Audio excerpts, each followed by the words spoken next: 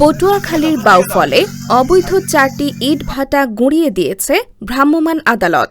শনিবার 8 মার্চ সকাল 9টা থেকে দুপুর 2টা পর্যন্ত এ অভিযান পরিচালিত হয়। ভ্রাম্যমাণ আদালতের নির্বাহী ম্যাজিস্ট্রেট ও সহকারী কমিশনার ভূমি প্রতীক কুমার কুণ্ডুর নেতৃত্বে এই অভিযান পরিচালিত হয়।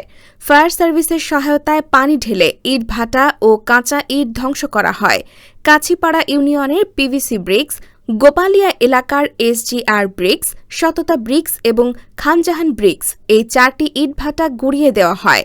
পিভিসি ব্রিক্সের মালিক মনির হোসেনকে 1 লাখ টাকা, SGR ব্রিক্সের মালিক মোহাম্মদ সাগরকে 50,000 টাকা এবং সততা ব্রিক্সের মালিককে 1 লাখ টাকা জরিমানা করা হয়। অভিযানে উপস্থিত ছিলেন পরিবেশ অধিদপ্তরের উপপরিচালক মুস্তাফিজুর রহমান, বাউফল ভূমি অফিসের সার্ভেয়ার কামরুল হাসান এবং পুলিশের একটি চৌকস দল। অবৈধ ইটভাটার বিরুদ্ধে প্রশাসনের এই কঠোর অভিযানের ফলে পরিবেশ দূষণ কমবে বলে আশা করা হচ্ছে।